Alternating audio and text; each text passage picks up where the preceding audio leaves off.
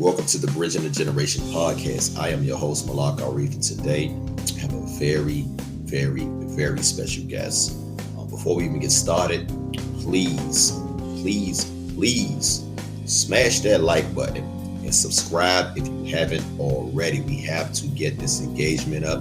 It's very important as far as this YouTube algorithm, so I'm going to give you a second to go ahead and knock that out right now.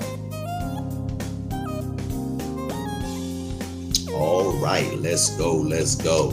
Again, we have a very, very, very, very special guest coming straight out of Toledo, Ohio, known for hits such as Computer Love, As We Lay, Go On Without You, Husband, In Your Eyes, Love Me Better Than That. I'm talking about Grammy nominated, top 100 charting artists, legendary, iconic. I mean, been around the world 3 times over, and we love her. We love her. She's continued to transcend multiple genres, and it's an honor to have this artist to the platform. And I'm talking about none other than legendary, the amazing, the award-winning Shirley Murdock. Let's go.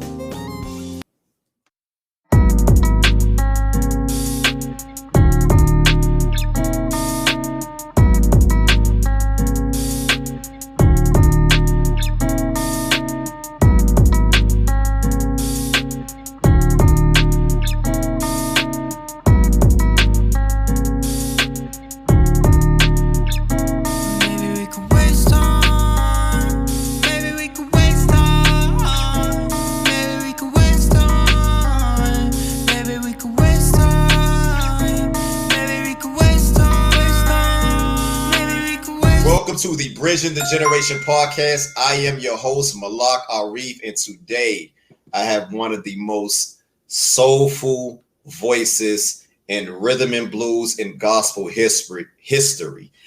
This artist has been an inspiration of mine for years. She is one of the first voices that I clung to, if that's a word.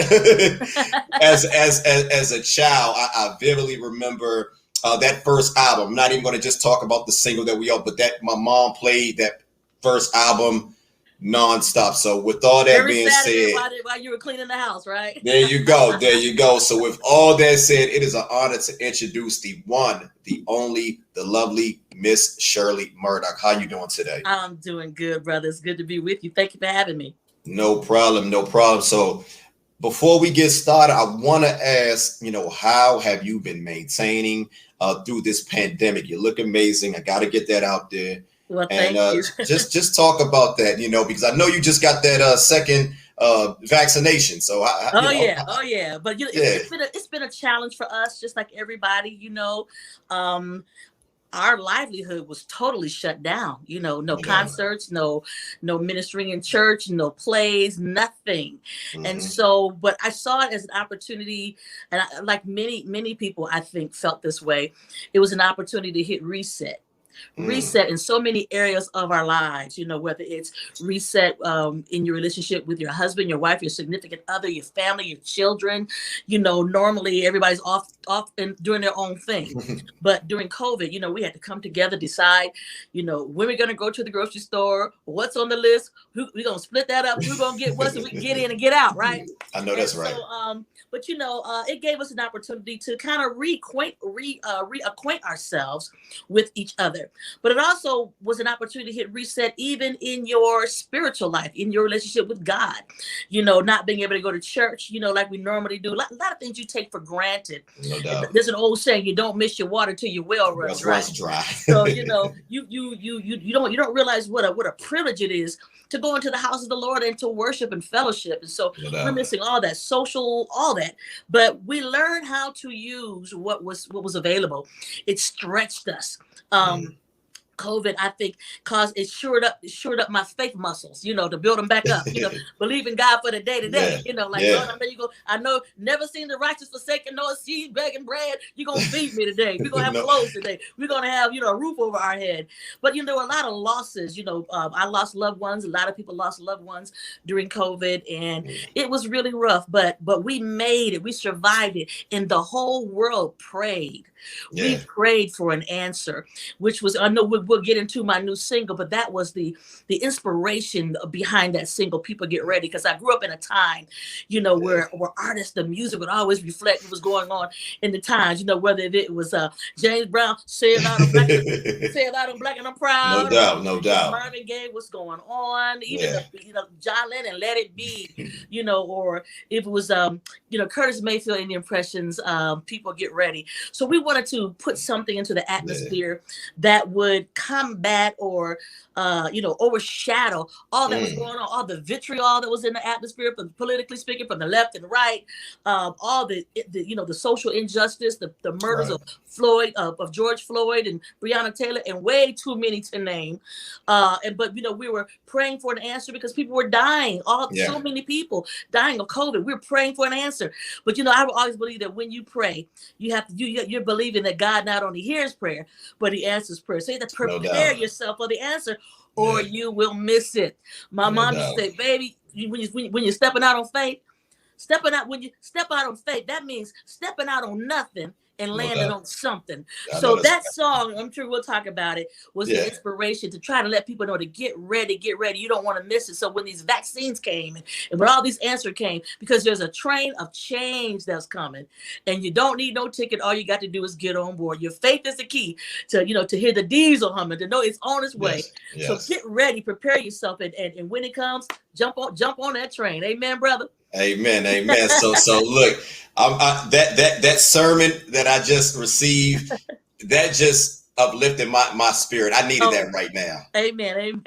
I needed that right now. And thank you for just those wise words. And I know that you have a great spiritual foundation. So what I want to do, I want to go back. I want to go back and talk about how and where did all of this come from, as far as you learning about your ability to be able to transform this amazing voice and put it on recordings, and just be able to, transcend time. Cassette and vinyl and 8-tracks. Yes. So take me back. Let's go back to, you're originally from Toledo, Ohio. Yes, I am. I grew up in Toledo, Ohio, a young girl who recognized that she had this gift. And not only do I have a gift, I believe that God gives all of us a gift. And that gift is a glimpse of your future self. Kind of getting that glimpse of your purpose, of the why am I here, and my talents, the gifts that God has given me. How can I use these? Because He gives us these things not for us, but to be a blessing to everybody else. As I think I came out of the womb singing, to be honest with you, because I never remember not being able to sing, even as a young girl. Sitting in front of the hi-fi. Back in the day where you put the needle on the record, if it skipped, you put a dime on it or something to kind of hold it down. And so I grew up listening to people like great singers like Aretha Franklin and Gladys Knight and Stevie Wonder. And there was a singer by the name of Linda Jones who had a song called Hypnotize. And I was checking out this. What's she doing there? Hypnotize. You got me so. I'm like, what is she doing? So I learned, I took a master class from the masters, And so as I grew up, I was watching those black and white matinees with a little curly haired white girl. My name was Shirley Temple. Oh yeah. Her name was Shirley, so I could relate. And she could sing and she could dance. And I'm telling you, that's when I saw myself. That's when I saw myself, that glimpse of myself in the future, that one day I'm going to do that. So, but as I began to grow up in Toledo, singing in my church choir and growing in my relationship with God, I thought that gospel would be the avenue that I would go. And those doors never opened for me. I got offers time and time again to sing mainstream, and I kept turning it down, thinking I'm going to be a gospel singer. And what really blew my mind, because I used to sing in weddings and funerals and things like that, I remember singing a song called Inseparable. Inseparable by Natalie Cole. Natalie Cole, yeah. Thinking, Lord, why do I feel your presence, this anointing? Why am I feeling what I feel when I'm singing gospel? And this is not a gospel song. What is up?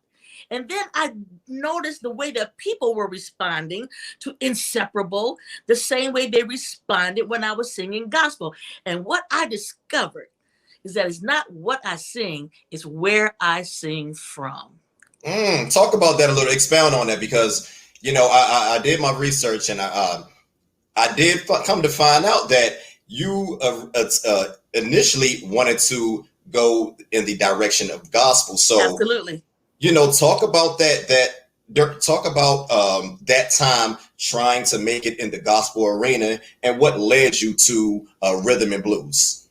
Well, I was continually, trying to sing gospel. I did concerts locally and things like that. And I sung like the A&B selection and stuff like that in various churches, various programs. My church choir was very active in the city. We had an annual concert at a big concert hall in Toledo.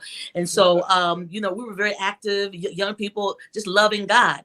And so I even ministered, I left Toledo and moved to Columbus, Ohio for a little while, because I was ministering with a crusade team called Tetrick, the End Time Revival Evangelistic Crusade. And so we would go to various cities throughout the country. We'd be there for a week, and we would hold revival. And I was the praise and worship leader. So how old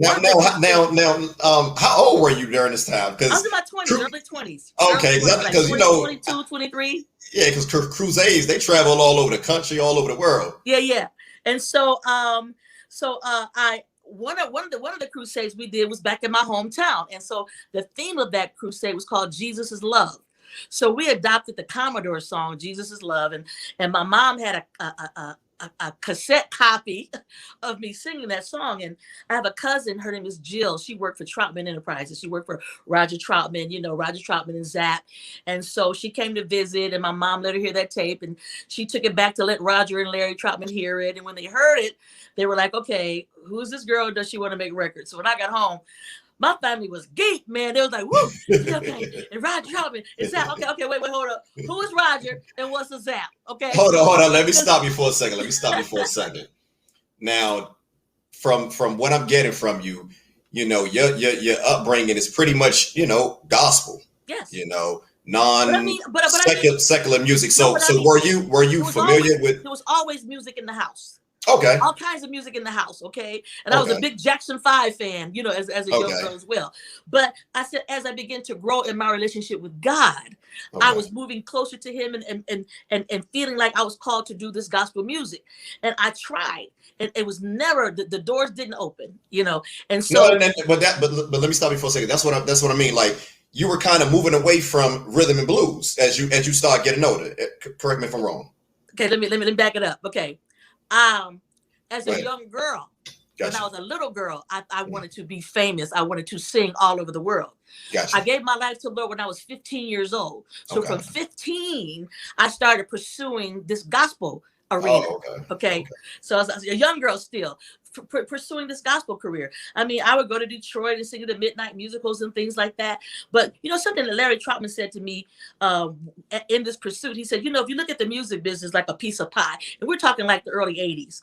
He said, gospel music is only like one little small slither of the whole piece of pie of the music industry. No doubt. And so there wasn't a lot of room on that ship, And so, but I left Roger. I told Roger, I said, listen, I don't want to sing R&B. I want to sing gospel. And so we don't have any connections in gospel. But if you ever want to give this a try, we'd like to help you. So I left there saying, thank you, but no thank you as well. Like I turned down every other opportunity to sing mainstream.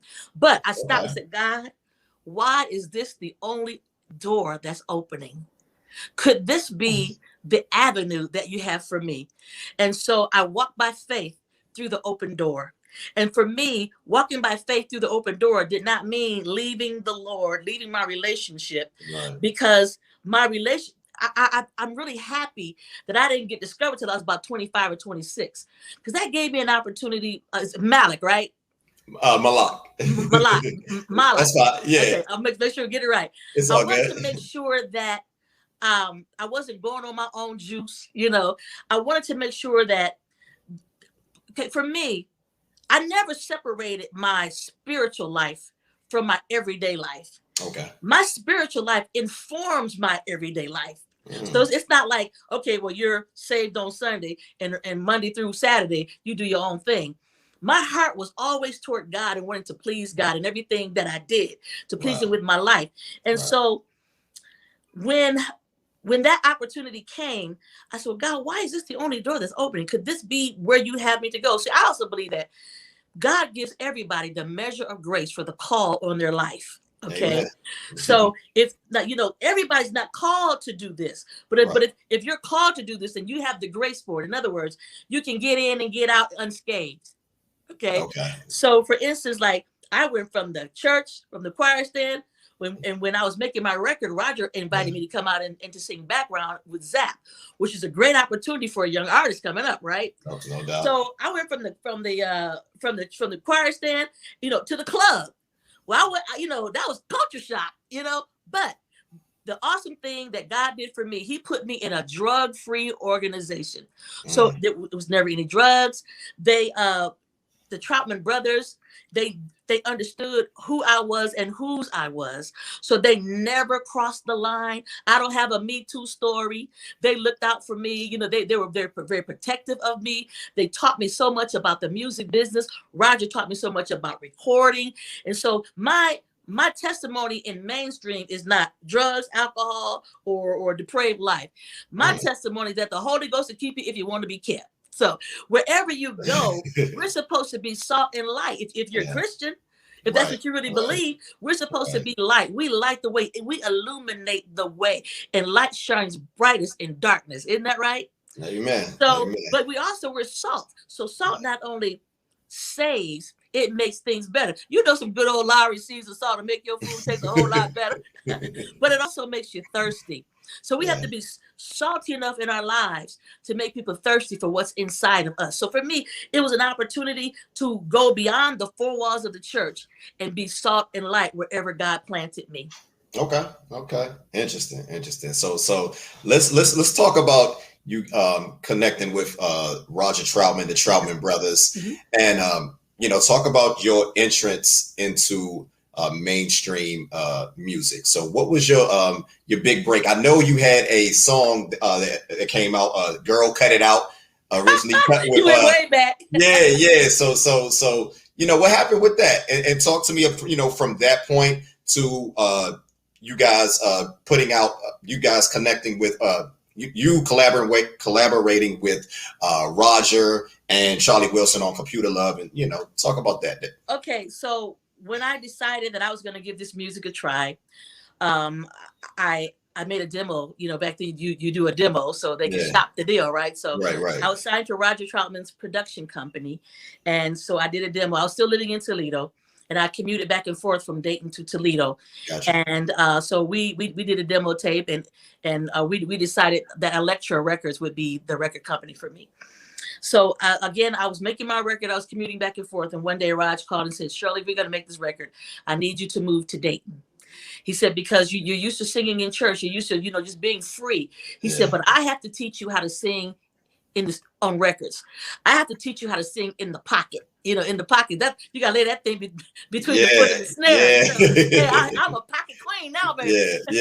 And so that's when I moved to Dayton to make my record. And like I said, in the interim, he asked me to come out and sing background, which was really cool because, like I said, I was getting ready to be an artist. I could glean and learn. I basically got a master class from the master, of how to do radio. I actually took care of all of Roger's radio interviews and things like that. So they gave me an opportunity to interact with not only the PDs, of the radio station, the MDs and the PDs, and I got to know all the people in the record reps that would go all over the country to get the records played, and the club owners and various venues. So by the time my record came out, I was already acquainted with them, and they were acquainted with me.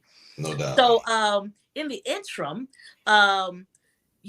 every project that Roger worked on, because we were like a big, Troutman production company. I was a part of that. Every project he worked on, we all worked on it. Roger's mixing the record. We everybody, we be in there. Sometimes I'm sleeping under the piano, catching a nap until he need a vocal, And I used to go. So hold on. Let me slow down. Let's slow down. Let me go back, because the first time I've ever heard you on a Zap project was Zap 4. Now, when did you enter the camp as far as, working with the Troutman brothers? What album was that? This is before my record came out. No, that's what I'm saying. But like I know your vocals on Zap 4, but were you working with them on Zap 3, Zap 2, Zap 1? I was working on a Sugarfoot project. I was working with who would come in the studio would be Chet and Diamond from Ohio Players.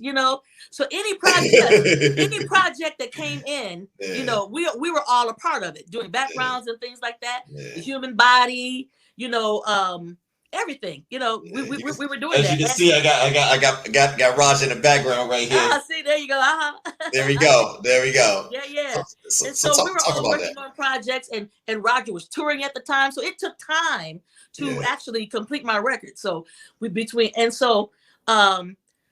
so in the interim, we did Girl Cut It Out. I think that might have been on Zap 3 or one to Roger, on Zap 3. Zap 3. And so, we're working on Zap 4, still on the road, going back and forth, touring and coming back into the studio, to record. And then that's when I collaborated with him on Zap 4 with Computer Love. Talk about that. Let's go. This is a classic record, and I have to hear this story. I told myself I want to take my time with this one because this is a classic. So talk about that. Okay. Well, this was during a time where Roger thought that people might have been tired of listening to the talk box. So he had a conversation with my husband, Dale DeGrode, who's a keyboard player and music director. And so Dale said to him, well, no, people are not tired. Said, maybe you could just try it a different way. Maybe do a love song between computers or a ballad or something like that. Right. So there was a song from the Sugarfoot record called I Will Be Your Star that Dale actually, did the track.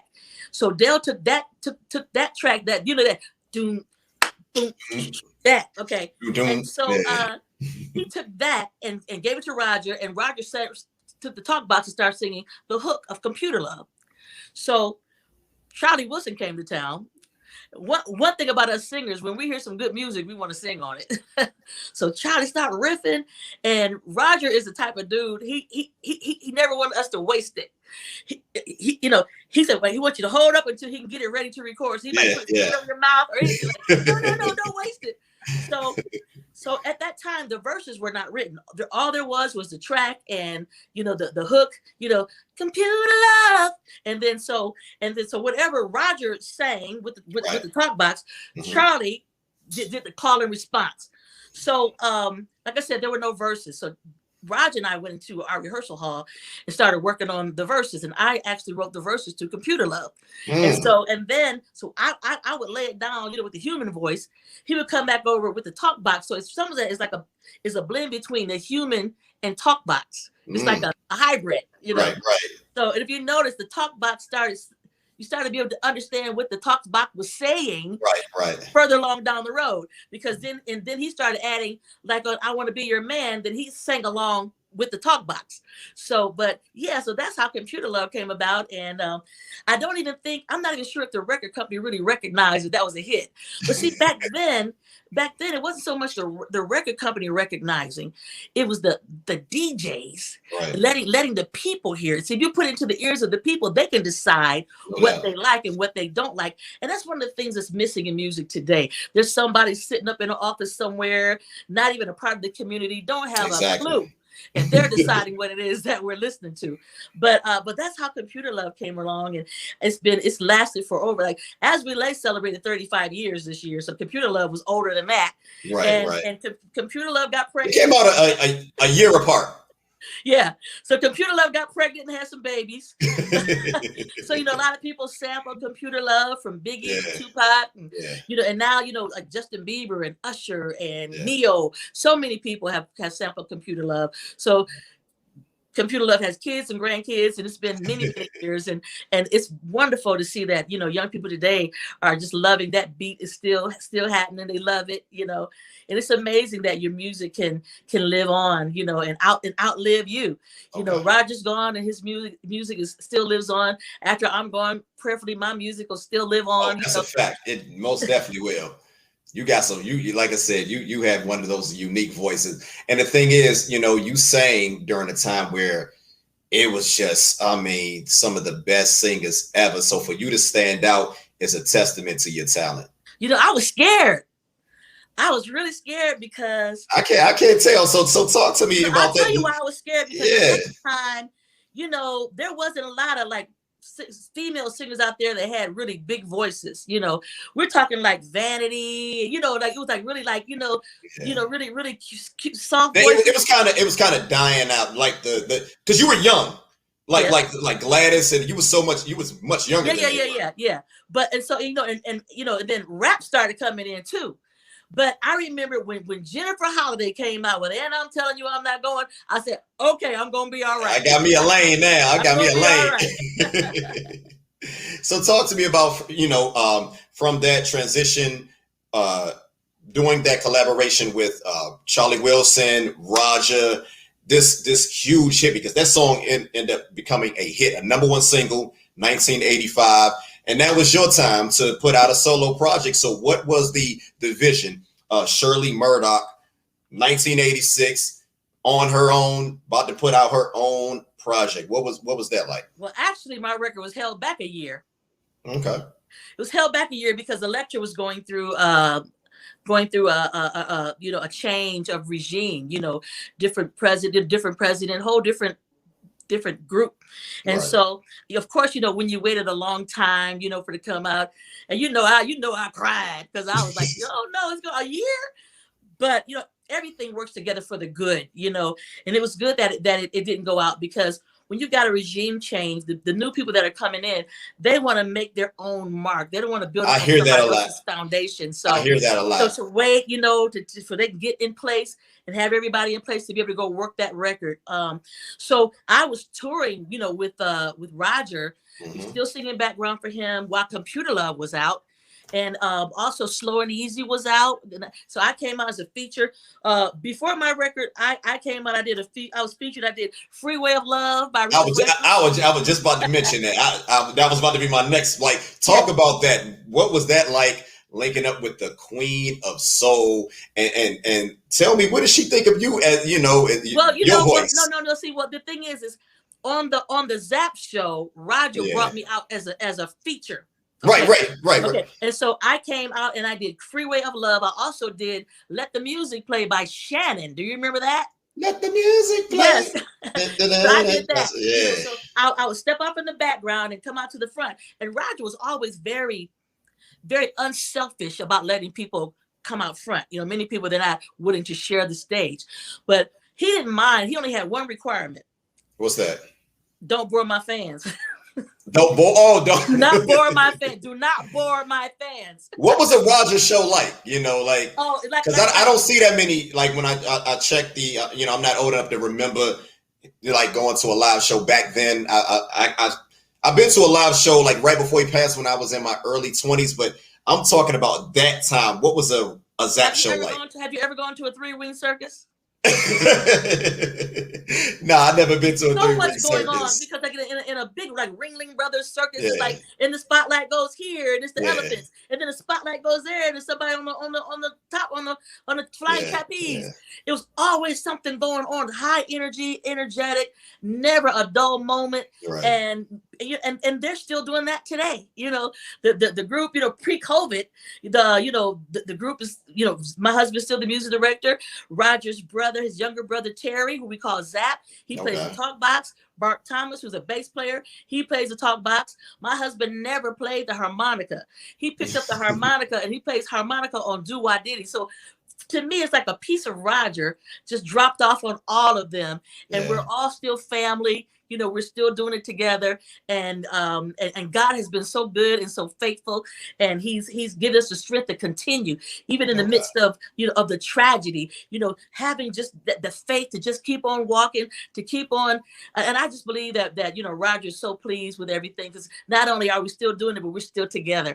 So while I was on tour with Roger, and doing these songs, and Computer Love was out. We did a big tour called the Body Blast Tour that had Dougie Fresh and Andre Simone and let's see, there's a Meeting in the Ladies Room. That group, Climax. It was huge. Okay, and so we were on that Body Blast tour, and Computer Love was really big.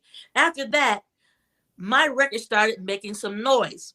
So Roger's brother, who was both of our managers, he said, "Shirley, your record's making some noise, and it's time for you to leave Zap. It's time for you to go out on your own." And let me tell you what Roger did. Roger gave me his band so I would not go out there by myself. Wow. He gave me his brothers. He gave me everybody except Dale. That's love. except his music director. Yeah. And then he got some other guys. So then we had two bands. I went out, I did the Luther tour, and I was doing all kind of stuff. And then Roger went out. And then there came a time, we brought it all back together. But that just shows you the heart of Roger. He wouldn't let me go out there by myself.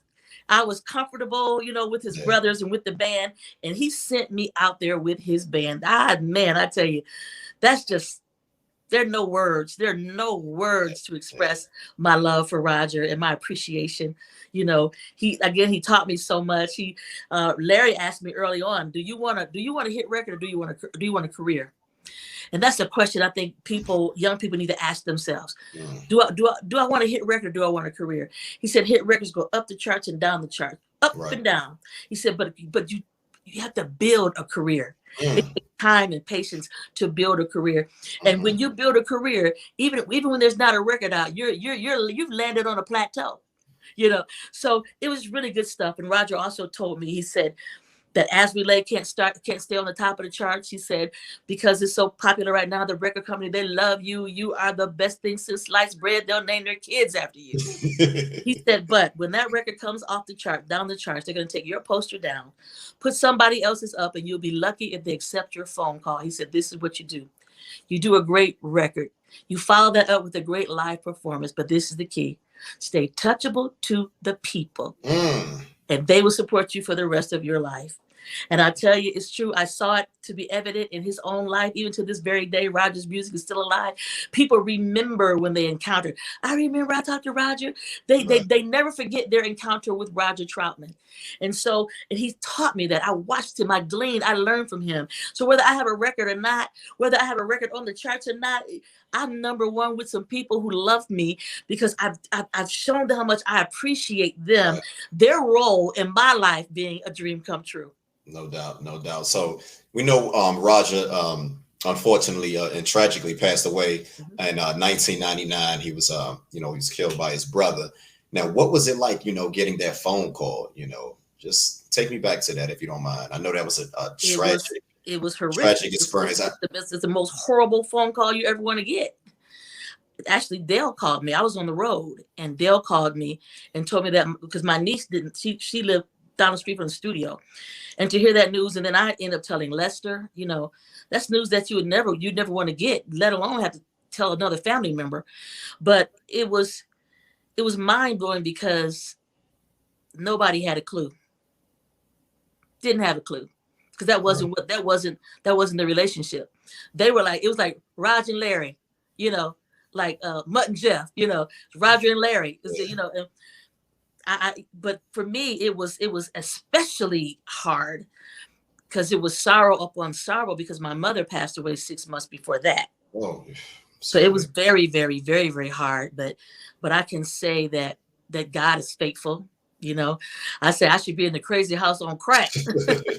But God was faithful. He's been my comfort. It's been my strength, to be able to go on and to celebrate, and the memory. And I've said this time and time again, only because it's true. I'd rather have loved them and lost them to have never had them at all because of the impact that they both made in my life. No doubt.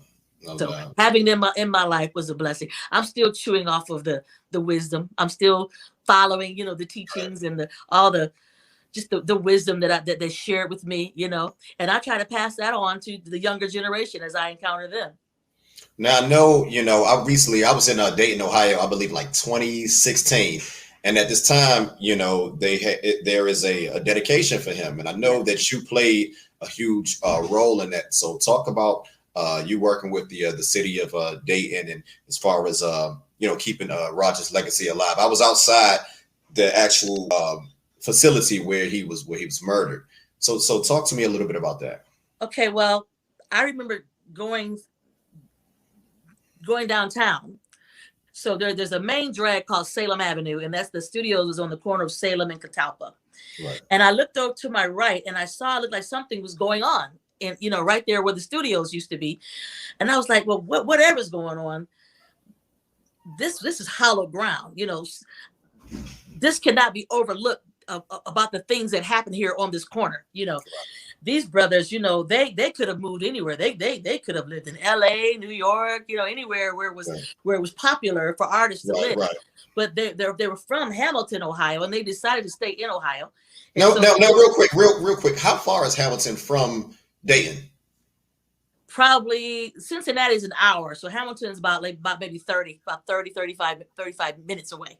Okay. Yeah.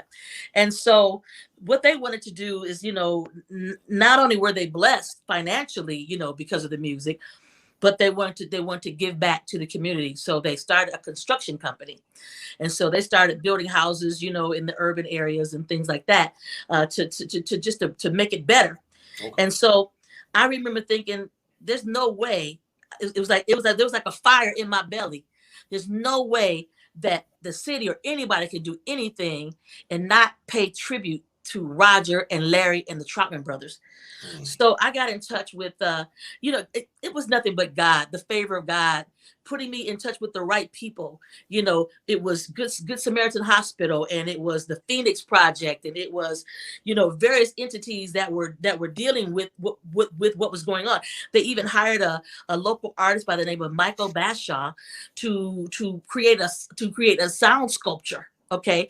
So when I got involved in it, they received me, open door, received me. And I was very much a part. I became a part of what was going to happen there on that corner. And so, we did fundraisers and things like that to get that going. And I was just really honored to play a role so that Roger's music would not be forgotten. And there's that sound sculpture is called "I Can Make You Dance When the Wind Blows." I think it plays. It's in the key of "I Can Make You Dance."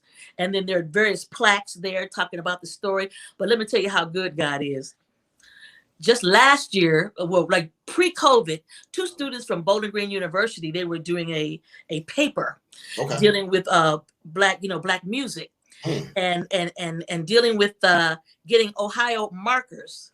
So then I received a phone call about that. So I was very much involved in helping them gather the information and everything for the marker. So now, not only is that sound sculpture there, but now there is an Ohio marker that will be there forever, talking about the studios and how many hit records were made out of that studio. So it's now become a part of Ohio history. So that's hold on, time out. So you're telling me that studio is the same studio that they recorded like Zap 1, Zap 2, all those albums? Yes. See, I didn't know. I just thought it was a newer studio. I thought it was a new studio. No. They built the studio, as a matter of fact. So you recorded your album in that studio as well? I did. Because I know when I look at the credits, you mentioned that Roger allowed you to use his band, but I look at the credits, the same guys that played on the Zap albums, they were on your albums as well. Yeah, because we were all a production company, all encompassing, and when we went out on tour, we were the band and we were the crew. I know that's right. We did everything, and so so now that that studio, where it was raised, it is a part of History. Ohio history That's forever. history. Even That's when history. I'm dead and gone, Yeah, that yeah. that history is there. So, and another reason why I think I had such a fire in my belly about it was because I thought about Roger's children, I thought about Larry's children, I thought about their families. I didn't want that corner to always have that negative impact of that horrific day and what happened. I wanted them to have something else to see, that some good came out of that studio. So some Right. good came out from that corner. Lives were changed from that corner. So I wanted that legacy to be there, where and so they can go by and say, my family contributed to the city of Dayton. My family contributed to the music industry worldwide. I wanted their children to be able to have that confidence, and to have that No that doubt. that pride. And so that's why I had such a fire in my belly, to get that done.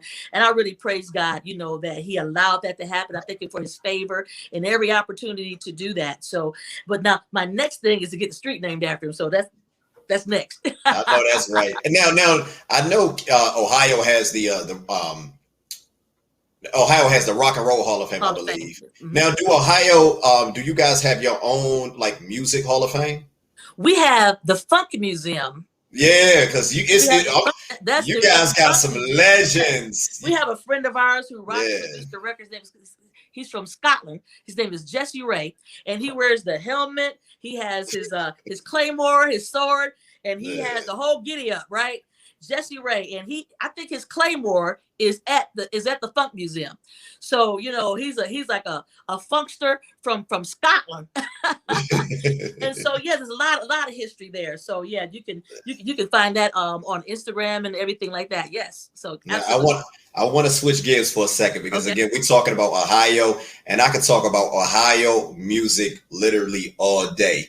Now, you mentioned that you work with in the early stages, you work with the legendary Sugarfoot Bonner of the Ohio Players. Sugarfoot. Yeah, so talk to me about working with Sugarfoot Oh. and the pianist of the legendary Ohio Players, Mr. Billy Beck, who also co-wrote a lot of your early material. So Well, talk about that. He co-wrote "As We Lay" with Larry, and actually, I think I went to the studio with Billy Beck for "Going Without You." I think I went with him for a little while. That's my song right there. I love that one. Yeah. I started to go with that one too.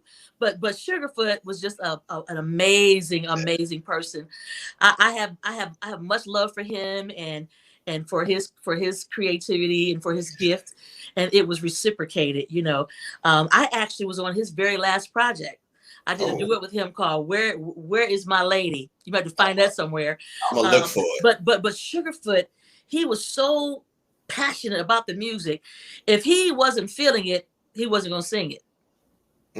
He wasn't feeling it, he wasn't gonna do it. He got to come back another day. He has to feel it, because Right. he really put his guts in there. He put everything in there. Yeah. And Billy Beck, Billy Beck was also a church kid too. Yeah, I know. So, I seen him recently, still playing playing that organ in church. Yeah. So he's just a good guy, Billy Beck. He was also awesome to work with too. So I've been blessed to work with a lot of really just legends. Legends. I remember doing some sessions with Chet and Diamond, from Ohio. from Ohio Players, and Ohio has a plethora of artists. We got Midnight Star, Zapp and Roger. Yeah. The Slave. We got the OJs, Levert. Go So a lot of on artists and come out on. of Ohio. Absolutely. Anita Baker absolutely was born in Toledo. She grew up in Detroit, but Anita Baker was born in Toledo. Yes. Now, what was I want to go back for a quick second. Now, what was the Toledo? What was the sound of Toledo back? In the when you were younger? Because I don't know of any other artists that come out of Toledo. You're the only artist that I know that come out of Toledo. I know a bunch of athletes, but I don't know of any artists that came out of Toledo. So, who was the local artist that inspired you, if there was any? There was a lady by the name of Lavola Whitaker, a gospel singer. She was awesome. But most of my influence came from Detroit. Aretha, Yeah. Stevie. the Clark sisters, you know. Oh yeah. It was also, you know, on the gospel side, there was also Shirley Caesar. I was just now. I gotta stop you for a second. Do you ever get tired of people mixing you up for Shirley Caesar? Do people ever call you Shirley Caesar Every sometimes? now and then. You know what? I would probably let's say out of 100 times, maybe 3 out of 100. But you know, it's okay. You know, I don't trip. I mean, because that's Mama Shirley. Yeah, you know? yeah. Because you both have these amazing voices, and your both name is Shirley, and you both do gospel. You know? Yeah. It's all good. Yeah. You know, I don't want people to feel bad. You know, because it's easy. It's easy to do. You know. I'm really apologizing for myself because I'm not gonna lie, I do that sometimes. I like because you guys are my favorite singers. I have no idea why I do that, but like I stopped doing that years ago. But I used to for some reason, and I don't know why. I don't know that many people named Shirley. I'm gonna be honest. Check this out. I don't know anybody named Shirley other than you two. See, I never met anybody named Shirley. It's probably better for the mix Shirley Murdock with Shirley Caesar with gospel, but you don't want to mix Shirley Caesar with As We Lay. Ooh, so speaking of As We Lay, let's talk about that. So Sure. I just come to find out recently that As We Lay was originally written by Billy Beck and Larry Troutman on the Talking the Human Body. Roger Troutman, he had a group called the Human Body. Now I have that original album, the Human Body, but this album doesn't have that song. So talk about recording that song, and you know, because I heard there's a story behind that. So let's, if you don't mind diving into that, because this is pretty interesting. Okay, well, first of all, everybody in our camp thought As We Lay was going to be a hit with Billy Beck because Billy Beck sang it, you know, and Beck can sing. Okay, he's very underrated. And so we thought it was a hit because, you know, people could understand it. Either they were in that situation or, you know, it's like a movie or a soap opera. People, you know, just life. Right. So we thought it would be a hit record, but unfortunately it never got into the ears of the people. Like, so there are many great records that never get heard. No doubt. So when we were making my record, I remember Larry, I think it was Larry who approached me about singing it.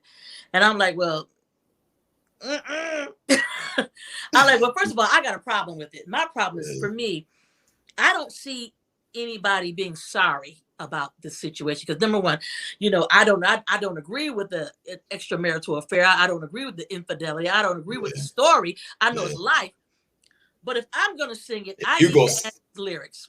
And what I added was, we should have counted up the cost, but instead we got lost in the second and the minute and the hour because there's a price tag attached to every decision that you make in life.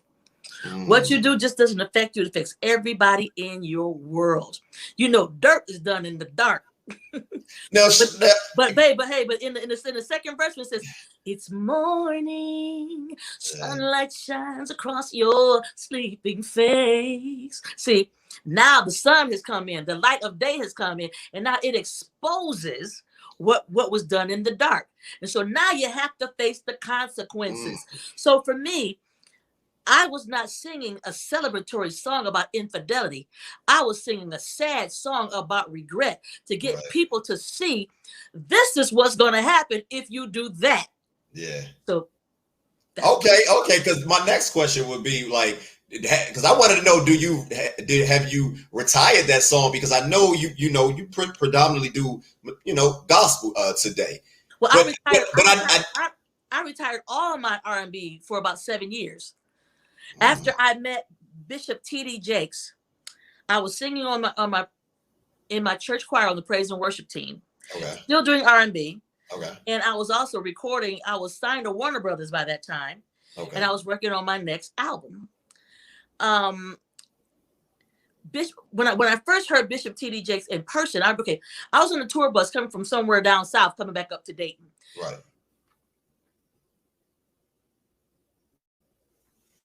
Ooh, Can you hear me? Can you hear me now? Yeah, you're good. You're good. It went out for us. Okay, we're good. So I'll go back over it. Okay, yeah. We're gonna rewind and take. This is why I like to do pre-recorded so I can edit stuff. Okay. You know. So go ahead. I was coming on the tour bus from somewhere down south, back up to Dayton, and I passed by this church called Solid Rock Church. It's halfway between Dayton and Cincinnati in Monroe, Ohio. And I saw this big sign that said church anniversary, TD Jakes, Rod Parsley, Carolyn Harrell. So me and my guitar player's wife decided we were going to go to this church. So we went, and it was really blessed. I eventually joined that church. I started singing in the choir. And I remember before I joined that church, I wanted my pastors to know who I was and what I did. So I didn't want to come back and bite them. You know what I mean? Like, ooh, because I joined under my married name. Okay. But I wanted them to know that I was Shirley Murdock, and that even though I sing mainstream, God uses me. You know, I minister to people with my music, with the songs, and I gospels on all of my records. I bring it into my performances. And so my pastor, I remember Pastor Darlene saying that God spoke to her and said, stay with her. I'm doing something with her. So now am I not only grateful to have pastors that could only hear God, but had a heart to obey. So the next year, when Bishop came to preach the anniversary the next year, I was singing on the praise and worship team. My pastors had a gathering at their home after, and I got a chance to meet Bishop. We talked, and I told him my life and who I was and everything. And I told him about me never having the opportunity to sing gospel. You know, I always wanted to be a gospel singer, but those doors never opened. So he said, well, you know, maybe we might get a chance to do something. So out of that, he invited me to start coming and ministering at the Woman Thou Art Loose conferences, you know, and several of his church choir albums. And he did a Sacred Love Songs CD. I'm a part of that. I did the title cut, The Lady, Her Lover, and Her Lord, and You Are My Ministry. Beautiful songs. And so he said, well, he came to me and said, you say you never had an opportunity to sing gospel, but I started a record label. Now here's your opportunity, but you can't do both. So I had to make a decision. I never knew that. Do I stay with R&B, or do I follow my heart of what I've always wanted to do? So I went to Roger. I said, Raj, I finally have an opportunity to sing gospel, and I want to be released from Warner Brothers.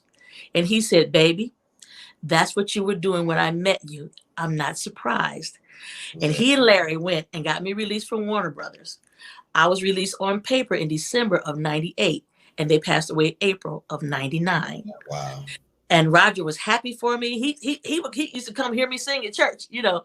And so and Roger gave his life to the Lord. Honey, Roger was saved before he left here, honey. Oh, okay. That's good. Okay. So that gives me solace. When it comes to Larry, I trust him into the hands of God, because I can't judge. Only God judges the heart.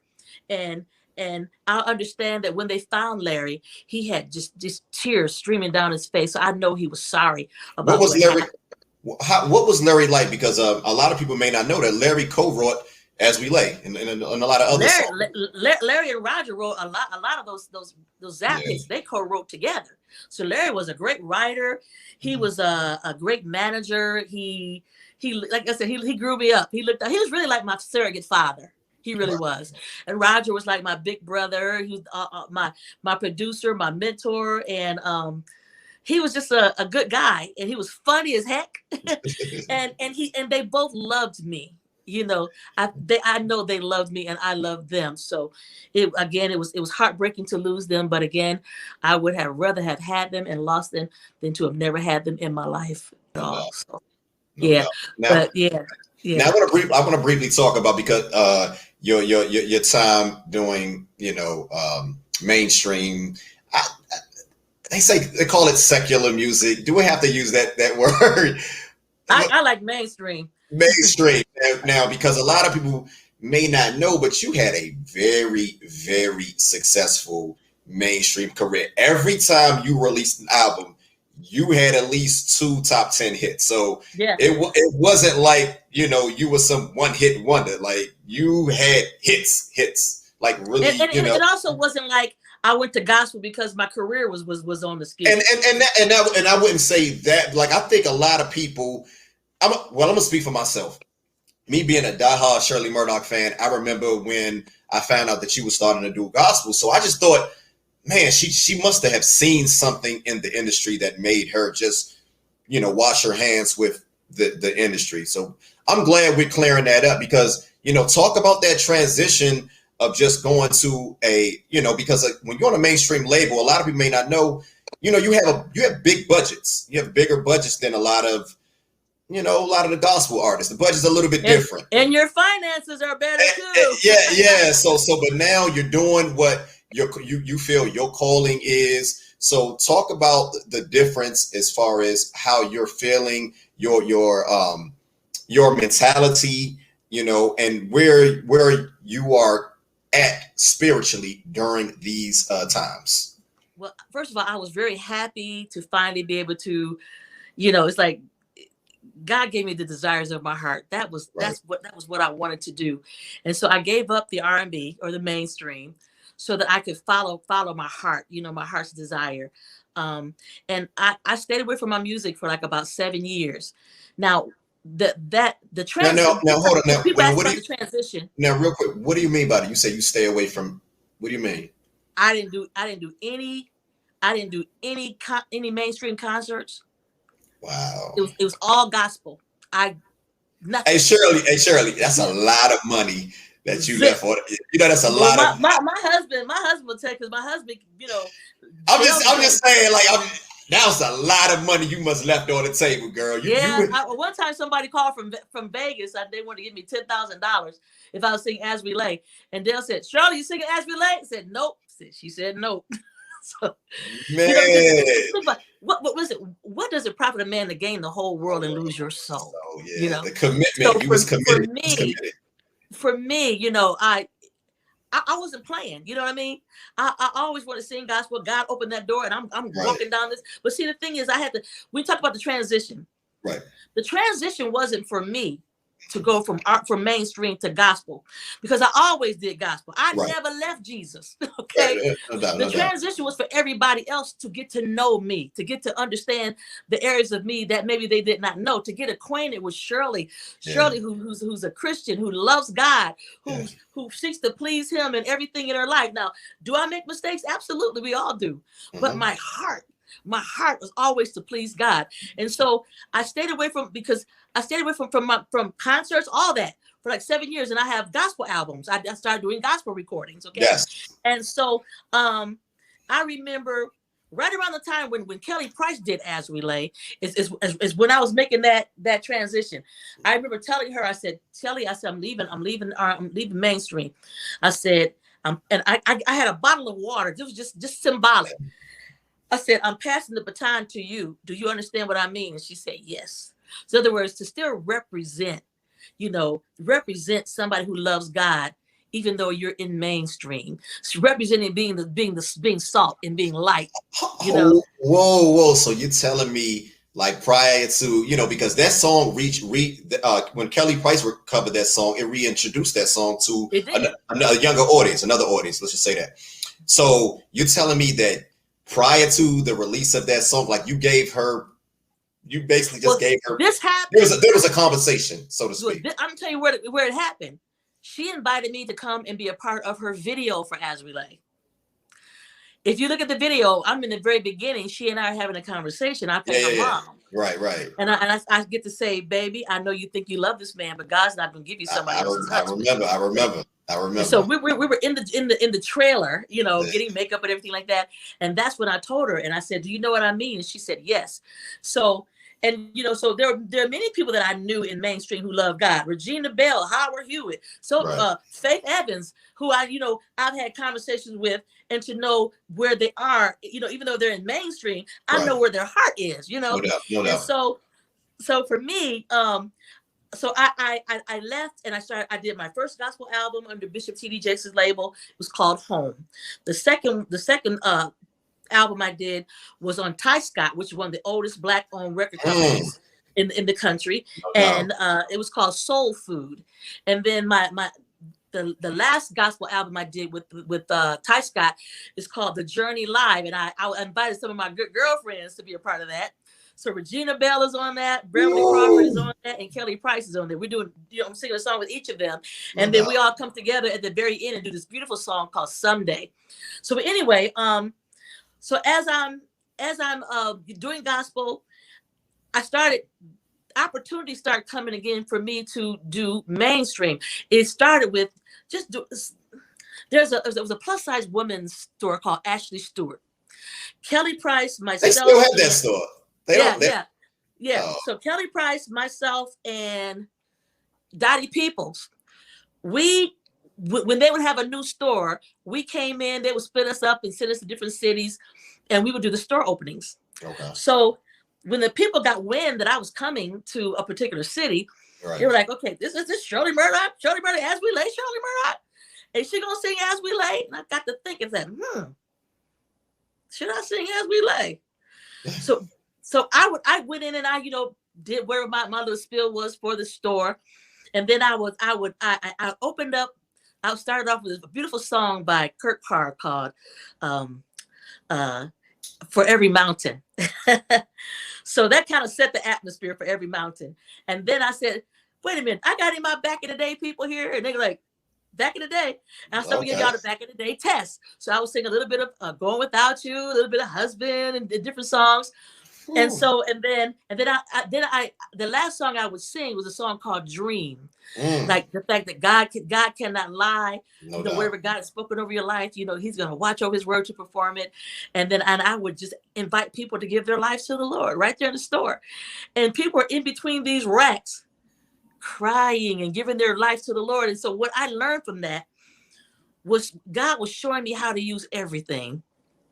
He was giving me the wisdom how to take everything, my whole history, the music, the songs, the story, and put them in such a way where people can get the message. Just like people who might have thought As We Lay was all about As We Lay sleeping around, right. But to be able to bring that word to that truth, to it and say, no, it's about consequences, and you can use this lesson in all kind of areas of your life, not just whether I go sleep with somebody you ain't got no business sleeping with. Right. But, just consequences and choices, and knowing that, don't make a permanent decision based upon a temporary situation. Temporarily, it feels good. But what about when sunlight shines across your sleeping face?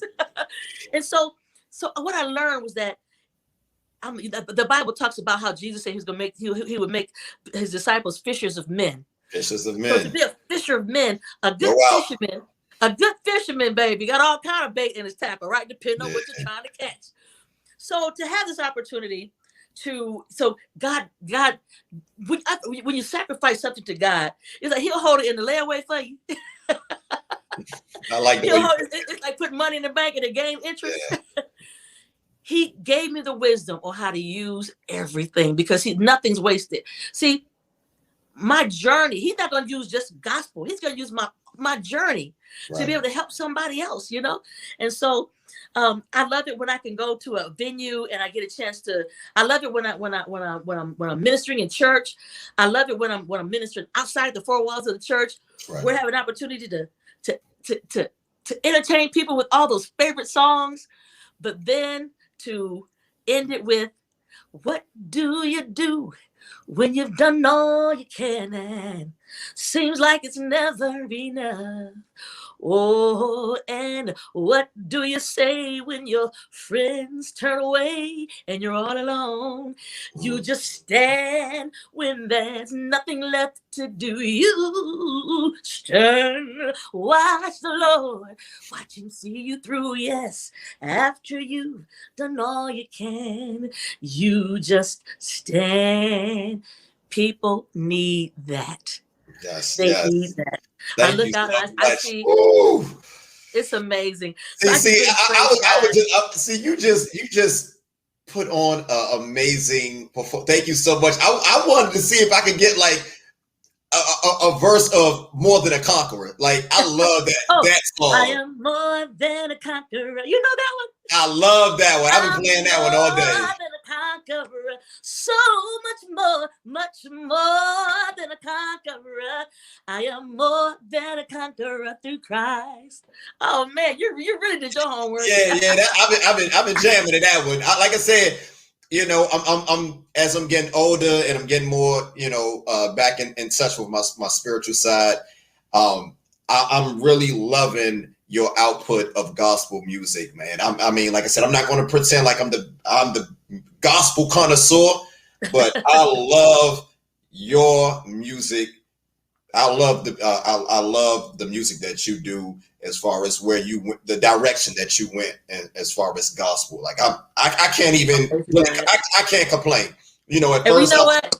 At first, I'm like, please come back to R&B. But I was younger. But as I'm older, I'm like, I understand the decision, you know. Yeah, but you know what? It's like, but God is opening the door, because even with the new song, the Curtis Mayfield remix. Talk about that. Let's just go ahead and get into, because you've been wanting to talk about. Let's talk. So you got a new single out. People get ready. It's the it's a cover of the famous "People Get Ready" by Curtis Mayfield and the Impressions. Yes, so talk about that, Shirley. Let's go.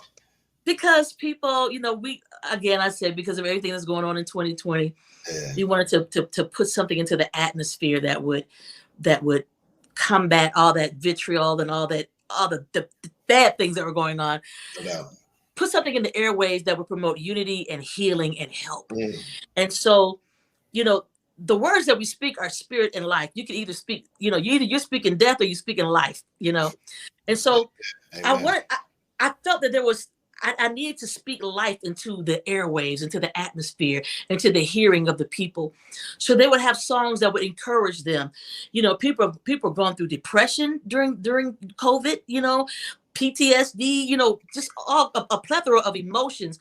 And I have an audience that will hear from me, you know, that who will hear, amen, bless your heart, who will hear a word from God, who will hear a word of inspiration, you know. And so I felt like God was moving me back on purpose, with purpose, but I knew it had to be his timing, not mine. No, I was not going to do it on my own. It had to be God moving, shifting things so that it'll be a smooth transition. No. So that's just the beginning. You know, that's the first song of a project we're calling. The working title is called Life Songs. Ooh. Songs about life, whether it's praise and worship, whether it's a sacred love song to rekindle those feelings of when love was new. We need that in our lives, you know.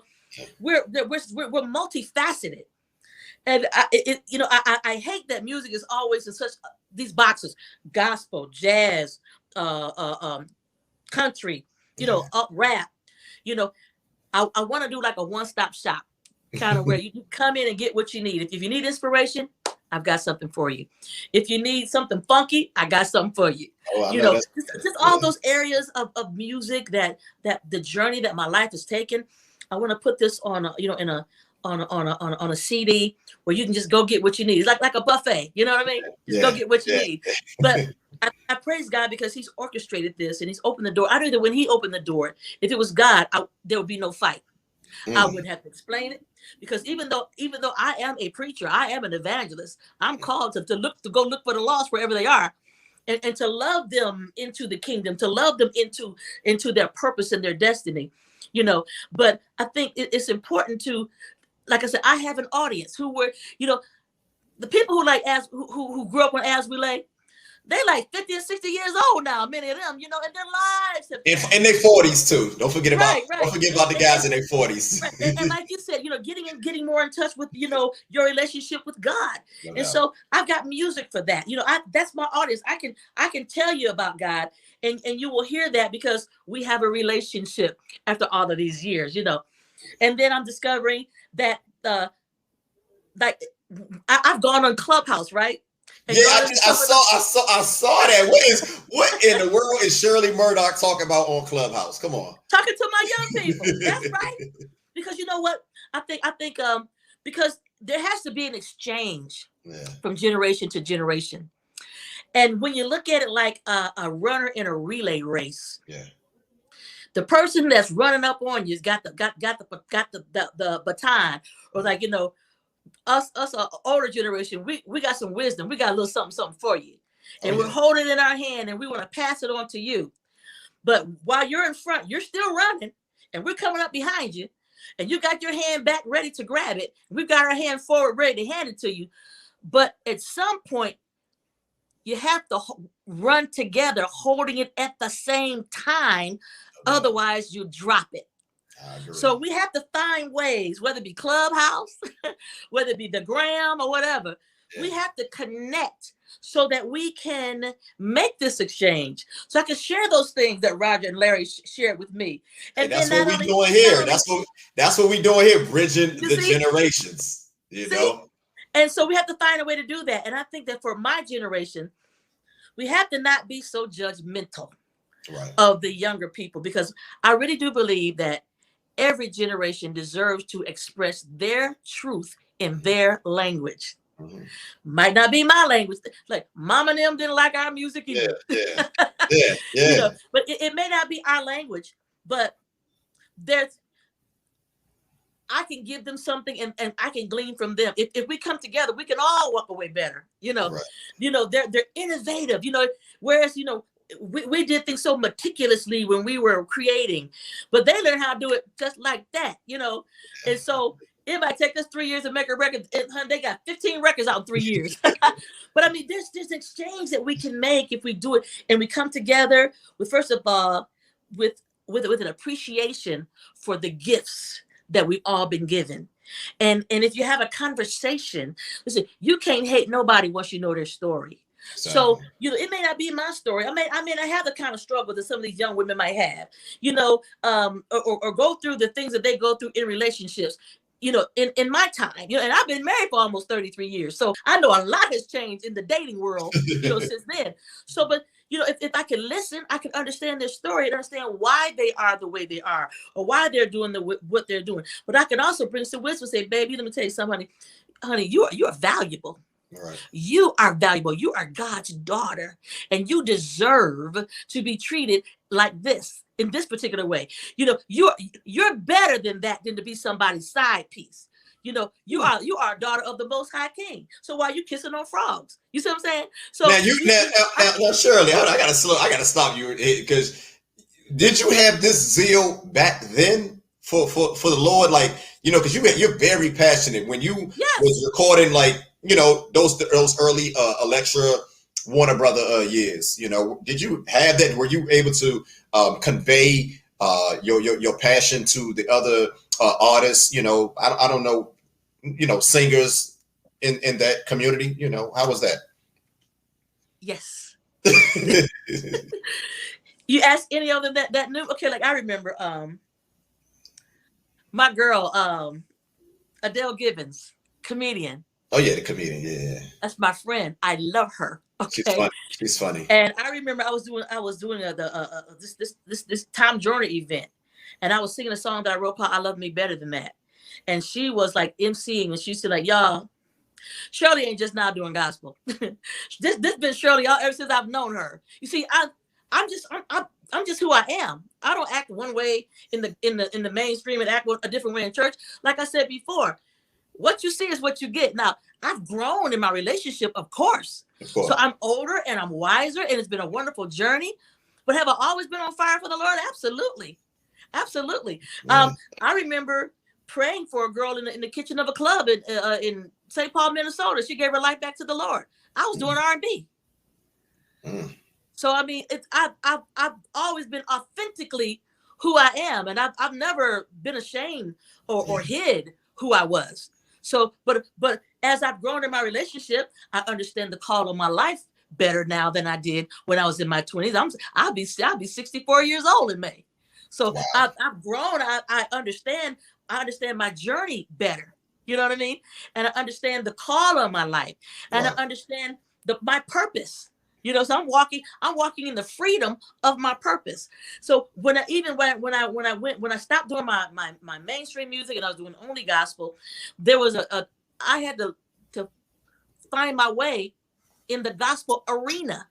I had to learn there was a difference between the gospel industry and the church. Now talk about that, because I've heard someone mention that before. Talk a little bit about that. The gospel industry that's the record business. Okay. Right. And now, is it similar to the mainstream, it's rhythm and blues? Smaller scale. Okay. But I remember not feeling so welcomed coming from mainstream. I didn't get the warm and fuzzies. Okay. But there were people like Yolanda Adams and Beverly Crawford and different ones who embraced me. Okay. But they didn't know me. But why is that? Why do artists in country music, country music, it's only gospel that. No, but that's what I'm saying. Why? I don't know why. I wish I could tell you why. I don't know why. I think some of it is fear. Some of it is fear that you're gonna go out there and you're gonna cut the fool and you're gonna lose your salvation. Okay, but in country music, you know, a lot of country music country artists who do gospel songs, and they don't get any flack at all. But I think some of it's because when I told you that gospel music, when you look at the industry, it's a very sliver. It's not big, smaller industry. So if you got all these people, let's say you got 99 people on a ship, okay, but the ocean's big, but okay, in a dinghy, okay, let's say a dinghy. So if you're in this dinghy, and everything you've ever done in your life is conducive to this dinghy, and somebody gonna come over and jump on the dinghy, you want to make sure that they mean this thing, because it's all I got. We ain't playing with this, so don't come over here playing with this. And I understand that, I really do. So they had to get to know me. So as I stayed away from my music those 7 years, I think it gave them an opportunity to not always equate Shirley Murdock with As We Lay, Shirley Murdock with those songs, right? But it's so funny because they still do, because they're like, I was just about to say that song. I was just about to say that song, right? But it's all good. But I think they, over the years, they've gotten to know me. They've gotten to know my heart. They've gotten to see my walk with the Lord, and to see that I'm for real and I mean it with all my heart, you know. And but God has opened up the door once again. I'll share this one thing. As these doors started to open up again, I remember getting an email from a prophetic website, and it was called the Elijah List. And the topic of the email said, because I was praying like, God, I want to make sure this is you. I don't want to go out on my own. When you say go, then I feel okay about going. Right. The title said, God says permission granted.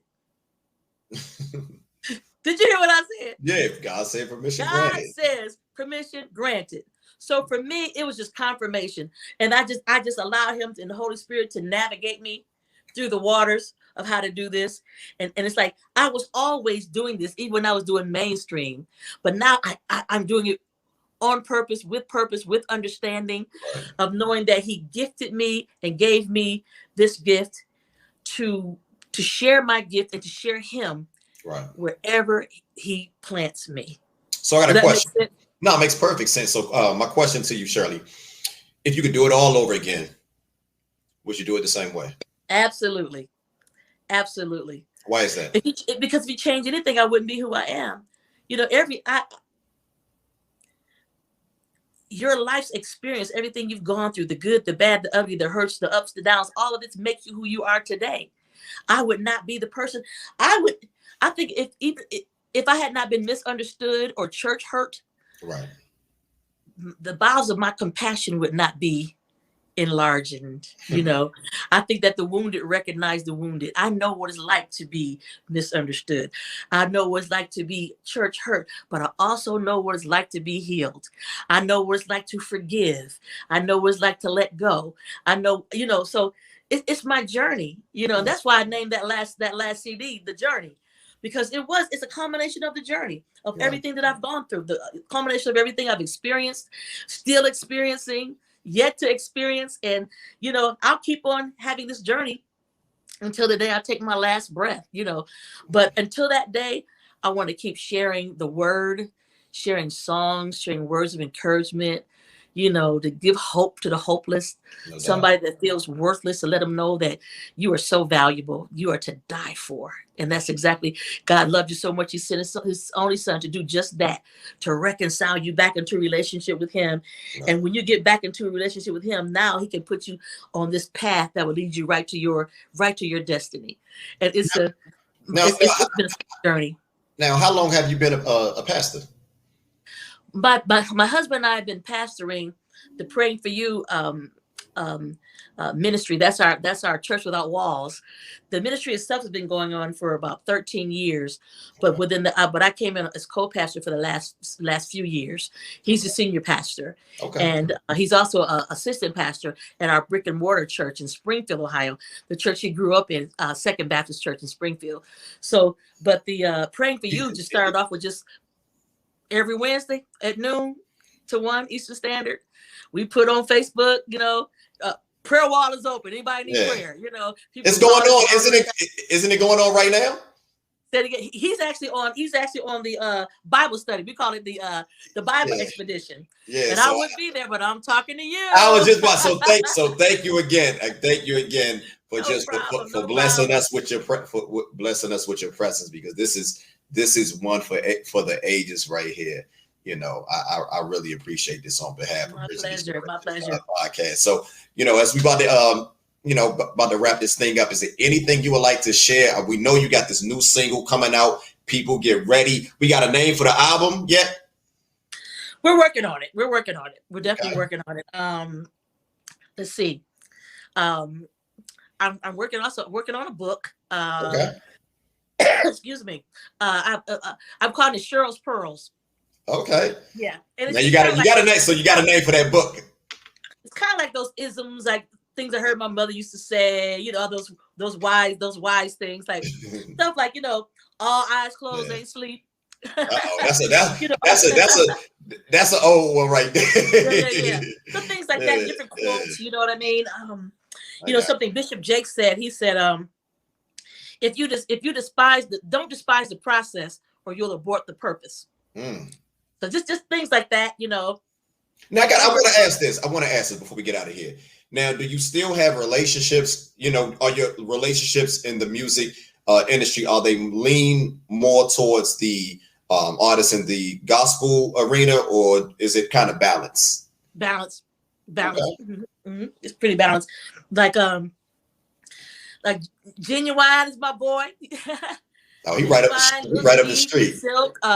I talked to various ones. I don't want to put them out there, but it's okay. And I get a chance to to share with them. And I actually do send out devotionals every day. I'm up to about maybe 350 people that I send them out to. Gotcha. And I also on my new YouTube channel. You guys, I want you to subscribe to my YouTube channel. Now, what's the name of that YouTube? If you go to IG, that YouTube channel. My IG is at Shirley Murdock, the number 4 real, the number 4 REAL.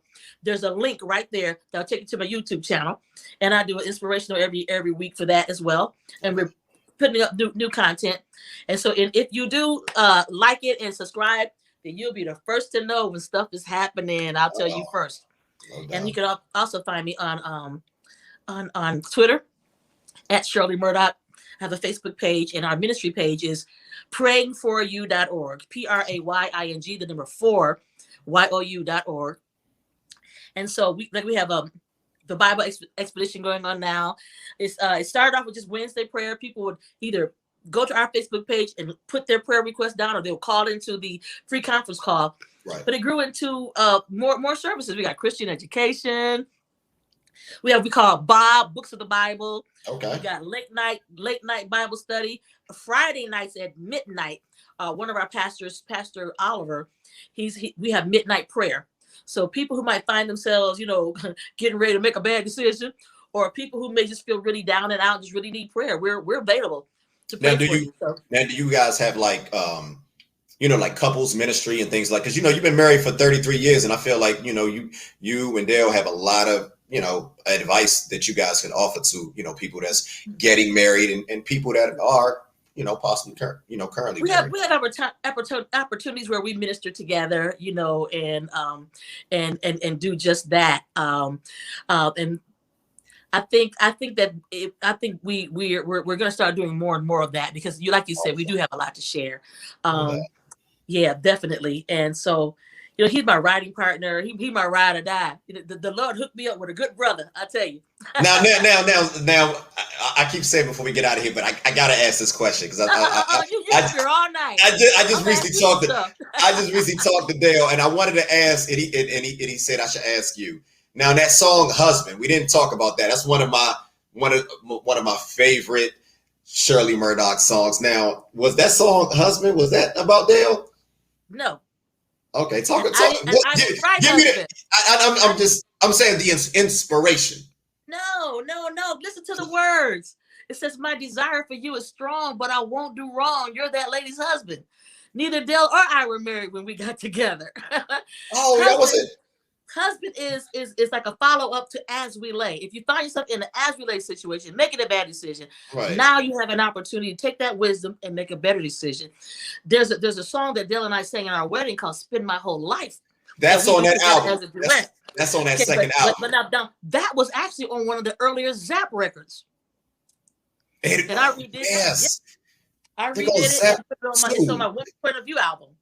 And so, and whenever I can get him, when he's not out with I never knew the male. I always wondered like who was the male co-lead on that song. I just recently found out. I had no idea it was him. It was Dale, right? But on the original, it was Greg Jackson from Zap who actually sung it on the Zap record. Wow.